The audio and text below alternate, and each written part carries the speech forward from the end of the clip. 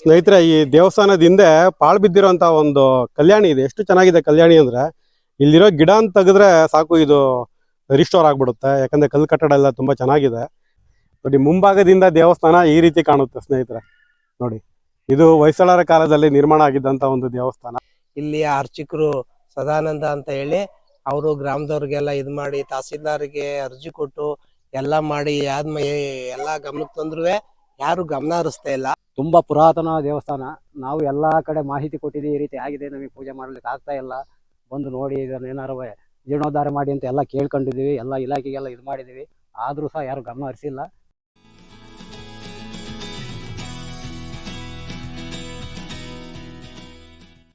ನಮಸ್ಕಾರ ಎಲ್ರಿಗೂ. ನಿಮಗೆ ಇವತ್ತಿನ ವಿಡಿಯೋದಲ್ಲಿ ಒಂದು ವಿಚಿತ್ರವಾಗಿರೋ ಒಂದು ವಿಶೇಷವಾಗಿರೋ ಒಂದು ದೇವಸ್ಥಾನವನ್ನ ಪರಿಚಯ ಮಾಡ್ಕೊಡ್ತೀನಿ. ನೋಡಕ್ಕೆ ಒಂದು ಮಣ್ಣಿನ ಗುಡ್ಡ ತರ ಕಾಣುತ್ತೆ, ಇದು ರಸ್ತೆ ಹತ್ರದಿಂದ. ಅದೇ ಇದೊಂದು ದೇವಸ್ಥಾನ. ಈ ಭಾಗದಲ್ಲಿ ಕೆಲವು ದೇವಸ್ಥಾನಗಳು ಇದೇ ತರ ಇದಾವೆ, ಅಂದ್ರೆ ಹಿಂಭಾಗದಿಂದ ಮಣ್ಣಿನ ಗುಡ್ಡೆ ತರ ಇರುತ್ತೆ. ಅಲ್ಲೊಂದು ದೇವಸ್ಥಾನ ಇದೆ ಅನ್ನೋದು ಯಾರಿಗೂ ಗೊತ್ತಿರಲ್ಲ. ಆದ್ರೆ ಮುಂಭಾಗದಿಂದ ಬಂದು ನೋಡಿದ್ರೆ ಮಾತ್ರ ಒಂದು ದೇವಸ್ಥಾನ ಇರೋದು ಗೊತ್ತಾಗುತ್ತೆ. ಈ ಭಾಗದಲ್ಲಿ ಕೆಲವು ದೇವಸ್ಥಾನಗಳು ಇದೇ ತರನೇ ಇದಾವೆ. ಅದಕ್ಕೆ ಹಲವಾರು ಕಾರಣಗಳಿರ್ಬೋದು. ಅಂದ್ರೆ ಹಿಂಭಾಗದಿಂದ ಇಲ್ಲೊಂದು ದೇವಸ್ಥಾನ ಇದೆ ಅನ್ನೋದು ಯಾರಿಗೂ ಗೊತ್ತಾಗಬಾರ್ದು ಅನ್ನೋ ಒಂದು ವಿಚಾರ. ಯಾಕಂದ್ರೆ ಆಗಿನ ಕಾಲದಲ್ಲಿ ತುಂಬಾ ದಾಳಿಗಳಾಗ್ತಾ ಇತ್ತು, ದೇವಸ್ಥಾನಗಳ ಮೇಲೆ ದಾಳಿಗಳಾಗ್ತಿತ್ತು, ಅವುಗಳನ್ನ ನಾಶ ಮಾಡುವಂತ ಕೆಲಸ ಆಗ್ತಿತ್ತು. ಸೊ ಅಂತ ಸಮಯದಲ್ಲಿ ದೇವಸ್ಥಾನಗಳನ್ನ ಈ ರೀತಿ ಅವರಿಂದ ರಕ್ಷಣೆ ಮಾಡೋದಕ್ಕೋಸ್ಕರ ಈ ರೀತಿ ಕೆಲವು ಊರಿನವರು ಮಾಡಿದ್ರು ಅಂತ ನಮಗೆ ಮಾಹಿತಿ ಗೊತ್ತಾಗುತ್ತೆ.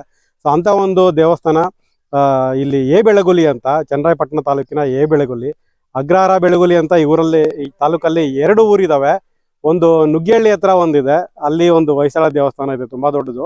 ಅದೇ ಹೆಸರಲ್ಲಿ ಬೆಳಗುಲಿ ಅಂತ ಇಲ್ಲೊಂದು ಊರಿದೆ. ಈ ಊರಲ್ಲಿ ಒಂದು ರಾಮೇಶ್ವರ ಅಂತ ಒಂದು ದೇವಸ್ಥಾನ ಇದೆ. ಕುಂದೂರ್ ಹತ್ರ, ಕುಂದೂರು ಮಠಕ್ಕೆ ಹತ್ರ ಇದು, ಚೌಳಗಾಲ ಹತ್ರ.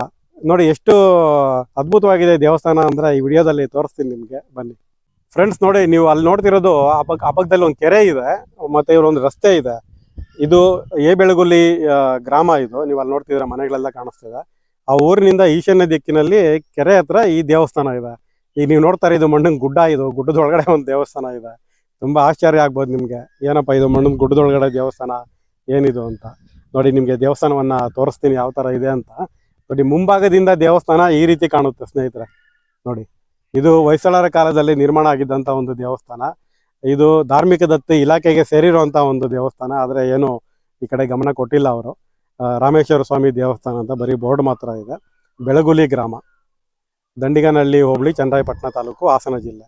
ನೋಡಿ, ಇದು ಹೊಯ್ಸಳರ ಕಾಲದಲ್ಲಿ ನಿರ್ಮಾಣ ಆಗಿದ್ದಂಥ ಒಂದು ಸಾಮಾನ್ಯ ಶೈಲಿಯ ದೇವಸ್ಥಾನ.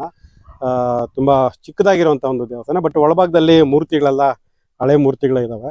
ನೋಡಿ, ಇಲ್ಲಿ ಭೈರವ ಪಾದ ಇದೆ. ನಮಗೆ ಶಿವನ ದೇವಸ್ಥಾನ ಹತ್ರ ಭೈರವ ಪಾದ ಕಾಣಿಸುತ್ತೆ. ಭೈರವ ಪಾದ ಒಂದು ಇಲ್ಲಿದೆ.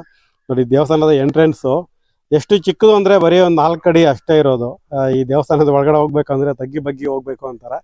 ಸೊ ಆ ರೀತಿಯಾಗಿ ಇಲ್ಲೂ ಕೂಡ ತಗ್ಗಿ ಬಗ್ಗಿ ನಾವು ನಡ್ಕೋಬೇಕಾಗುತ್ತೆ.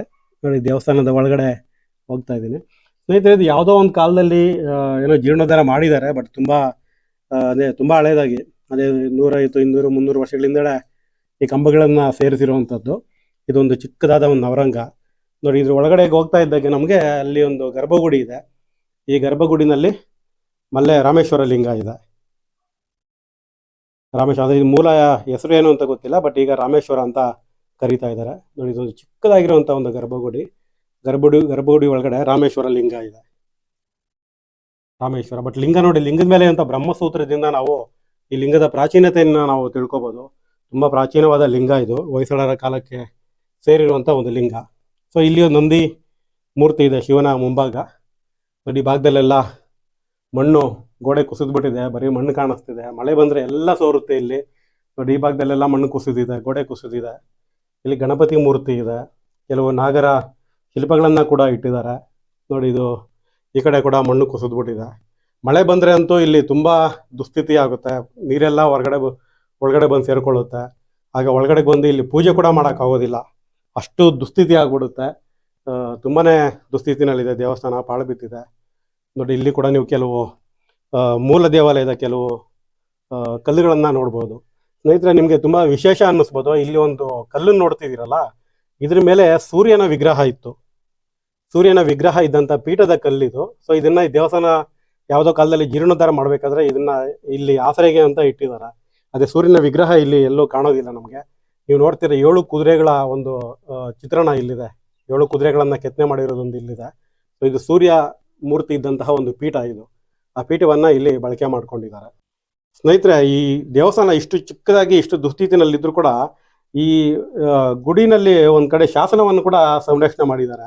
ಆದ್ರೆ ನಾವು ಅಬ್ಸರ್ವ್ ಮಾಡಿದ್ರೆ ಮಾತ್ರ ನಮ್ಗೆ ಇಲ್ಲೊಂದು ಶಾಸನ ಇದೆ ಅನ್ನೋದು ಗೊತ್ತಾಗುತ್ತೆ ಹೊರತು ಇಲ್ಲಾಂದ್ರೆ ಗೊತ್ತೇ ಆಗೋದಿಲ್ಲ. ಯಾಕಂದ್ರೆ ಅದಕ್ಕೂ ಎಲ್ಲ ಸುಣ್ಣ ಬಳ್ದಿರೋದ್ರಿಂದ ಗೋಡೆ ಕಲ್ಲರೇ ಆಗ್ಬಿಟ್ಟಿದೆ, ಮಣ್ಣಿನ ಕರೆ ಆಗಿದೆ. ಸೊ ಇಲ್ಲಿ ಶಾಸನ ಇದೆ ಅಂತ ನಮಗೆ ಸ್ಪಷ್ಟವಾಗಿ ಗೊತ್ತಾಗಲ್ಲ. ಆದ್ರೆ ಇಲ್ಲಿ ನೋಡಿದ್ರೆ ನಿಮ್ಗೆ ಗೊತ್ತಾಗುತ್ತೆ ಶಾಸನದ ಮೇಲ್ಭಾಗ ಇದು ಶಿವಲಿಂಗ, ನಂದಿ, ಕಾಳಾಮುಖಯತಿ, ಸೊ ಇವರೆಲ್ಲ ಇದ್ದಾರೆ. ಮತ್ತೆ ಕೆಲವು ಅಕ್ಷರಗಳು ಕೂಡ ನಮಗೆ ಇಲ್ಲಿ ಕಾಣಿಸ್ತವೆ. ಶಿವನ ಒಂದು ಶೈವ ಶ್ಲೋಕದಿಂದ ಇದೊಂದು ಸ್ಟಾರ್ಟ್ ಆಗ್ತಾ ಇದೆ. ನಮಸ್ತುಂಗ ಶಿರಶ್ಚುಂಬಿ ಚಂದ್ರ ಚಾಮರ ಚಾರವೇ ಅಂತ. ಸೊ ಅಲ್ಲಿಂದ ಮುಂದೆ ನಮಗೆ ಕೆಳಭಾಗದಲ್ಲಿ ಈ ದೇವಸ್ಥಾನದ ಇತಿಹಾಸವನ್ನ ಸಾರುವಂತ ಒಂದು ಶಾಸನ ಇದೆ. ಈ ಶಾಸನದ ಬರಹ ಇದೆ. ಸೊ ಇದು ಪ್ರಕಟ ಆಗಿರಬಹುದು. ಇದರ ಮಾಹಿತಿ ಏನು ಅಂತ ನಾನು ಡಿಸ್ಕ್ರಿಪ್ಷನ್ ನಲ್ಲಿ ಹಾಕಿರ್ತೀನಿ. ಸೊ ಇದು ದೇವಸ್ಥಾನದ ಶಾಸನ. ಸ್ನೇಹಿತರ, ನೋಡಿದ್ರಲ್ಲ ಒಳಭಾಗದಲ್ಲಿ ಈ ದೇವಸ್ಥಾನ ಯಾವ ತರ ಇದೆ ಅಂತ. ಮೂಲ ದೇವಸ್ಥಾನದ ಕೆಲವು ಭಾಗಗಳನ್ನ ಈ ದೇವಸ್ಥಾನದ ರಿನೋವೇಷನ್ ಟೈಮಲ್ಲಿ ಬಳಸ್ಕೊಂಡಿದ್ದಾರೆ. ಇಲ್ಲೂ ಕೂಡ ನೀವು ನೋಡಬಹುದು. ಇಲ್ಲೂ ಕೂಡ ಒಂದು ಶಿವಲಿಂಗದ ಪೀಠ ಇದು ಬಳಪದ ಕಲ್ಲಿನಲ್ಲಿ ನಿರ್ಮಾಣ ಮಾಡಿರುವಂಥದ್ದು. ಬಟ್ ಇದು ಲಿಂಗದ ಭಾಗ ಹೊರಟೋಗಿದೆ. ಈ ಪೀಠವನ್ನ ಇಲ್ಲಿಗೆ ನಾವು ಕಾಣಬಹುದು. ನೋಡಿ, ಈ ದೇವಸ್ಥಾನದ ಹೊರಭಾಗ ಯಾವ ತರ ಇದೆ ಅಂತ ನೋಡೋಣ. ಹೊರಭಾಗ ಒಂದ್ ಕಡೆ ನೋಡಿದ್ರಿ ನೀವು ಈಗಾಗಲೇ ಮಣ್ಣಿನ ಗುಡ್ಡೆ ತರ ಹಿಂಭಾಗದಿಂದ ಕಾಣುತ್ತೆ. ಸೊ ಸೈಡಿಂದ ಕೂಡ ಈ ಭಾಗದಲ್ಲಿ ಕೂಡ ನಮಗೆ ಅದೇ ತರ ಕಾಣುತ್ತೆ. ಈ ದೇವಸ್ಥಾನದ ಕಲ್ಲುಗಳು ಎಲ್ಲ ಮೇಲ್ಭಾಗದಲ್ಲಿ ಇರೋದು ನಮಗೆ ಸ್ಪಷ್ಟವಾಗಿ ಗೊತ್ತಾಗುತ್ತೆ. ಬಟ್ ಹಿಂಭಾಗದಿಂದ ನಮಗೆ ಪೂರ್ತಿಯಾಗಿ ಇದು ಮುಚ್ಕೊಂಡಿರೋ ತರ ಗೊತ್ತಾಗಿದೆ. ಸ್ನೇಹಿತರೆ, ಈ ದೇವಸ್ಥಾನದ ಬಗ್ಗೆ ಮಾತಾಡೋಕ್ಕೆ ನಮ್ಮ ಸ್ನೇಹಿತರೊಬ್ರು ಇಲ್ಲಿದ್ದಾರೆ, SS ಪರಮೇಶ್ವರಯ್ಯ ಅಂತ. ಸರ್ ನಮಸ್ಕಾರ. ನಮಸ್ಕಾರ ಸರ್. ಸರ್, ಈ ದೇವಸ್ಥಾನಕ್ಕೆ ನೀವು ಕರ್ಕೊಂಬಂದ್ರಿ ಚೌಳಗಾಲಕ್ಕೆ ಬಂದಿದ್ದಾಗ, ಇಲ್ಲೊಂದು ದೇವಸ್ಥಾನ ಇದೆ ಬನ್ನಿ ತೋರಿಸ್ತೀನಿ ಅಂತ. ತುಂಬಾ ಥ್ಯಾಂಕ್ಸ್ ನಿಮಗೆ. ಈ ದೇವಸ್ಥಾನ ನೋಡಿದ್ರೆ ತುಂಬಾ ಹೊಟ್ಟೆ ಉರಿಯುತ್ತೆ ಸರ್, ಏನು ಈ ತರ ಆಗ್ಬಿಟ್ಟಿದೆ ಅಂತ. ಇದ್ರ ಬಗ್ಗೆ ಏನಾದ್ರು ಸ್ವಲ್ಪ ಮಾಹಿತಿ ಕೊಡಿ. ಇದ್ರ ಬಗ್ಗೆ ಮಾಹಿತಿ ಅಂತಂದ್ರೆ ಸರ್, ಇದು ಬಹಳ ವರ್ಷ ಹಿಂದಿನಿಂದಲೂ ಪುರಾತನ ಕಾಲದ ದೇವಸ್ಥಾನ. ಆದ್ರೆ ಇಲ್ಲಿ ಜನರಲ್ಲಿ ಹೆಚ್ಚು ಆಸಕ್ತಿ ಇಲ್ಲ. ಇದು ರಾಮೇಶ್ವರ ಅಂತ ಹೇಳಿ ಇಲ್ಲಿಯ ಅರ್ಚಕರು ಸದಾನಂದ ಅಂತ ಹೇಳಿ ಅವರು ಗ್ರಾಮದವ್ರಿಗೆಲ್ಲ ಇದು ಮಾಡಿ ತಹಸೀಲ್ದಾರ್ಗೆ ಅರ್ಜಿ ಕೊಟ್ಟು ಎಲ್ಲ ಮಾಡಿ ಆದ್ಮೇಲೆ ಎಲ್ಲ ಗಮನಕ್ಕೆ ತಂದ್ರು ಯಾರು ಗಮನ ಹರಿಸ್ತಾ ಇಲ್ಲ. ಇದನ್ನ ಜೀರ್ಣೋದ್ಧಾರ ಮಾಡ್ಲಿಕ್ಕೆ ಸರ್ಕಾರದಿಂದ ಒಂದು ಅನುಮತಿ ಕೊಟ್ರೆ ಇದು ಒಂದು ಒಳ್ಳೆಯ ಕೆಲಸ ಆಗುತ್ತೆ. ಒಂದು ಒಳ್ಳೆ ಶಿವಾಲಯ ಈ ಭಾಗದಲ್ಲಿ ಹೆಚ್ಚು ಶಿವಾಲಯಗಳಿದ್ರು ಶಿವಾಲಯದ ಕಡೆಗೆ ಹೆಚ್ಚು ಆಸಕ್ತಿ ಇಲ್ಲ. ಹಂಗಾಗಿ ಇಲ್ಲಿ ಬಹಳ ಸಾಕಷ್ಟು ಶಿವಾಲಯಗಳು ಆಳ್ಬಿದ್ದೋಗಿದ್ದಾವೆ. ಇಲ್ಲಿ ಮತ್ತೆ ಇಲ್ಲಿದೆ ಚೌಳಗಾಲ ಇದೆ, ವಾರ್ನಹಳ್ಳಿ ಇದೆ, ತರ್ಬನಹಳ್ಳಿಲಿ ಪೂಜೆ ನಡೀತಾ ಇದೆ. ದೇವಸ್ಥಾನ ಗ್ರಾಮದವರೇ ಮಾಡ್ಕೊಂಡಿದ್ದಾರೆ. ಅದು ತುಂಬಾ ಸಂತೋಷ ಅನಿಸುತ್ತೆ. ವಾರ್ನಹಳ್ಳಿಲಿ ಇದೆ, ಅಲ್ಲಿ ದೇವಸ್ಥಾನ ಇಲ್ಲ. ಅಲ್ಲಿ ಒಂದು ಸಂಘದವರು, ಅದು ಪುರಾತನ ಕಾಲದ್ದು, ಅದಕ್ಕೆ ಈ ಹಿಂದೆ ಜಮೀನು ಎಲ್ಲ ಇತ್ತು ಅಂತ ಹೇಳ್ತಾರೆ. ಅದು ಯಾರು ಇದು ಮಾಡ್ಕೊಂಡು ಅದು ಯಾರು ಪೂಜಾರು ಅರ್ಚಕರು ಇಲ್ಲ. ಗ್ರಾಮದವರೇ ವರ್ಷಕ್ಕೊಂದ್ಸರಿಯ ಬೇರೆ ಯಾರನ್ನ ಕರ್ಕೊಂಬಂದು ಶಿವರಾತ್ರಿ ದಿವಸ ಪೂಜೆ ಪುನಸ್ಕಾರ ಎಲ್ಲ ಮಾಡ್ತಾರೆ. ತುಂಬಾ ಚೆನ್ನಾಗಿದೆ. ಹಳೆ ಕಾಲದ ದೇವಾಲಯಗಳು. ಇದಕ್ಕೆ ಸರ್ಕಾರ ಹೆಚ್ಚು ಗಮನ ಕೊಡ್ಬೇಕು ಅಂತ ತಮ್ಮಲ್ಲಿ ಕಳಕಳಿಯ ಮನವಿ.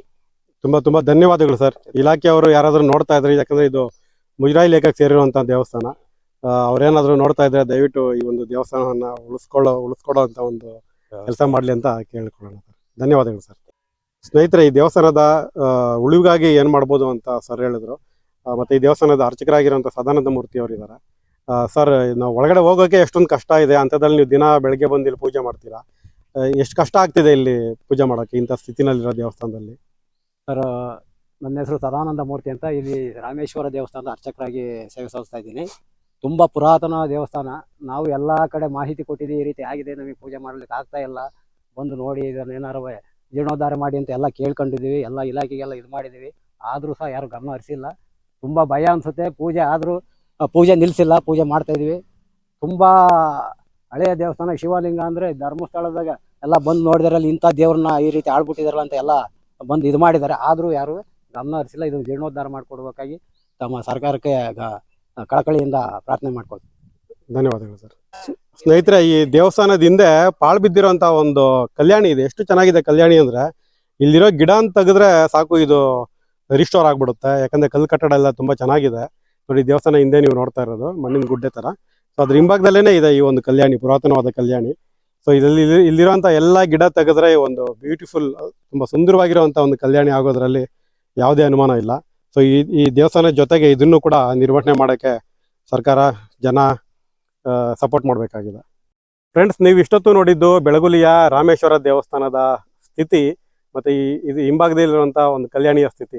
ನೋಡಿ, ಚನ್ನರಾಯಪಟ್ಟಣ ತಾಲೂಕಲ್ಲಿ ಎಷ್ಟೊಂದು ದೇವಸ್ಥಾನಗಳಿದ್ದಾವೆ ಅಂದರೆ ಹೊಯ್ಸಳರ ಕಾಲದ್ದು ಪ್ರತಿ ಹಳ್ಳಿನಲ್ಲೂ ಒಂದೊಂದು ಕುರುಹು ಸಿಗುತ್ತೆ ನಮಗೆ. ಶಾಸನ ಆಗಿರ್ಬೋದು, ವೀರಗಲ್ಲ ಆಗಿರ್ಬೋದು, ದೇವಸ್ಥಾನ ಆಗಿರಬಹುದು, ಏನೋ ಒಂದು ಕುರುಹು ಇದ್ದೇ ಇರುತ್ತೆ. ಸೊ ಅಂಥದ್ರಲ್ಲಿ ನಿಮ್ಮೂರಲ್ಲೂ ಕೂಡ ಈ ಥರದ ಕುರುಹುಗಳಿರ್ಬೋದು, ದೇವಸ್ಥಾನಗಳಿರ್ಬೋದು. ನೀವು ಉಳಿಸ್ಕೊಳ್ಳೋ ಮನಸ್ಸು ಮಾಡಬೇಕು. ಯಾಕಂದರೆ ನಾವು ಉಳಿಸ್ಕೊಳ್ದಿದ್ರೆ ಇನ್ಯಾರು ಉಳಿಸ್ತಾರೆ? ಬೇರೆಯವ್ರು ಯಾರೋ ಬಂದು ಮಾಡ್ತಾರೆ ಅಂತ ಕಾಯ್ಕೊಂಡು ಕೂರೋ ಬದಲು ನಾವೇ ಊರಿನ ಯುವಕರು ಎಲ್ಲ ಜನ ಸೇರಿಕೊಂಡು ನಮ್ಮ ಸ್ಮಾರಕಗಳನ್ನು, ದೇವಸ್ಥಾನಗಳನ್ನು ಉಳಿಸುವಂಥ ಒಂದು ಕೆಲಸವನ್ನು ಮಾಡ್ಕೋಬೇಕಾಗುತ್ತೆ. ನಿಮಗೆ ಈ ವಿಡಿಯೋ ಇಷ್ಟ ಆಗಿದ್ದರೆ ದಯವಿಟ್ಟು ಲೈಕ್ ಮಾಡಿ, ಶೇರ್ ಮಾಡಿ, ದಯವಿಟ್ಟು ನನ್ನ ಚಾನಲ್ಗೆ ಸಬ್ಸ್ಕ್ರೈಬ್ ಆಗಿ. ನಮಸ್ಕಾರ.